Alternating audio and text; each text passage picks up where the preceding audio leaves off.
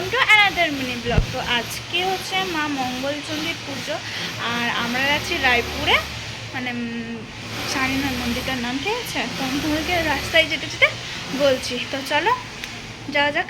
মানে প্রথম থেকে শুরু করতে পারিনি, আসলে আমি গেছিলাম টিউশন আর আমার মা ছিল কাজে বিজি, পুরো ফুল বিজি, তার জন্য এখনই স্টার্ট করছি।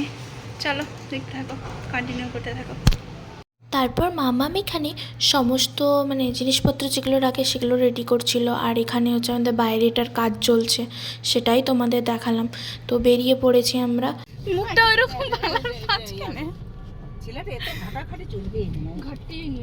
কোথায় যাচ্ছি আমরা? আমরা এখন রায়পুর যাচ্ছি পুজো দিতে। তখন সেই যে আমি রেডি হচ্ছিলাম না, আচ্ছা এটা এখন সে পুজো দিতে বেরিয়েছি। আচ্ছা, আবার মন্দিরে যে আমি আবার, ঠিক আছে গাইজ, তোমরা হয়তো দেখতেই পাচ্ছ ওখানে আমার মা দাঁড়িয়ে দাঁড়িয়ে কাজ করছে। আসলে কাজ শেষ হয় না আমার মায়ের, তারপরে উঠে এসে হাই করছে সবাই মিলে। মণিমা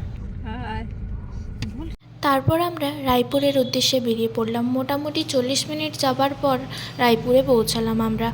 রায়পুরের চারদিকটা তোমাদেরকে মন্দিরটা ঘুরে দেখাবো। তো এটা হচ্ছে মন্দিরটা, আর এখানে মা ফুল কিনছিল। ফুলটা পদ্ম ফুল লাগে, মহামায়ার পুজোতে, মা মহামায়ার পুজোতে পদ্ম ফুল লাগে, তাই মা সেখানে পদ্ম ফুলই কিছু কিনছিল। আর হ্যাঁ, দেখো দেখো এই জায়গাটা কি সুন্দর না? জিজ্ঞেস করতে বললো যে এখানে নাকি হরিনাম হয়, আর এটাই হচ্ছে মন্দিরের ভিতরটা যেখানে ঠাকুর থাকে। ঠাকুর কি মিষ্টি দেখতে, তাই না?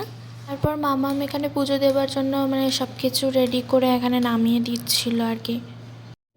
আর ওইখানে আমার মা জ্বালাচ্ছে মোমবাতি জ্বালিয়ে ঠাকুরের কাছে দেবে। আর যেদিন আমরা গেছিলাম প্রচণ্ড ভিড় ছিল, ঢোকার মতন অবস্থা ছিল না, এত ভিড়। আর এখানে দেওয়া হয় বলি, এই জায়গাটায় বলি দেওয়া হয়।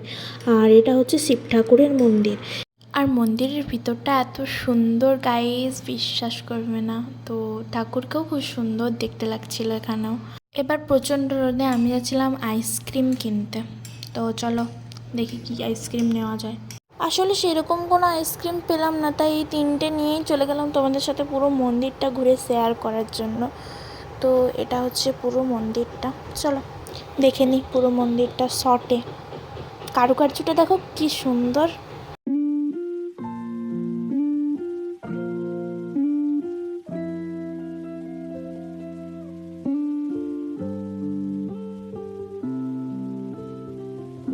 তারপর আমাদের পুজো দেওয়া কমপ্লিট হয়ে যাওয়ার পর আমরা বেরিয়ে গেলাম খাবার খাওয়ার জন্য।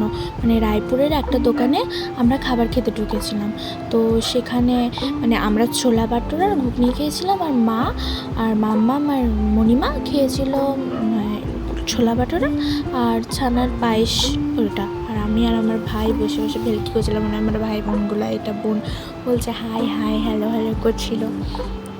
তারপর মা একটু খাবারগুলো দেখাচ্ছিল, এরকম করে দেখছিল। আমিও এবার একটু আমার খাবারটা তুলে নিলাম ভিডিওটা।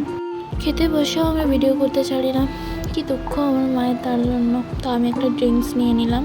তারপর আমরা গাড়িতে উঠে গেলাম, আর এখানে আমার বোনু গাড়িতে কত সুন্দরভাবে পুচুভাবে ঘুমোচ্ছিল। তো এবার আমরা যাবো মুকুটমণিপুরের ওখানে গোড়াবাড়ি নামে একটা জায়গা আছে, অম্বিকানগর বলে একটা জায়গা আছে, অম্বিকানগর আছে, ওখানে একটা মন্দির আছে। তো আমরা সেখানেই যাব এখন। তো চলো গাইজ যাওয়া যাক।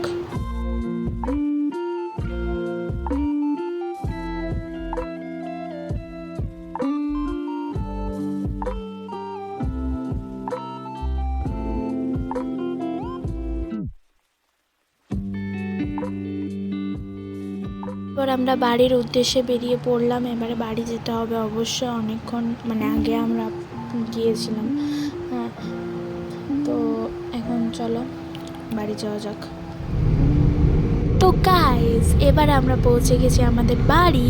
তো আজকের ব্লগটা এত দূরই। তো আরও ব্লগ দেখার জন্য সাবস্ক্রাইব করে দাও, আর লাইক কমেন্ট করতে একদমই ভুলো না। আর হ্যাঁ, শেয়ারটাও কিন্তু না। বাই।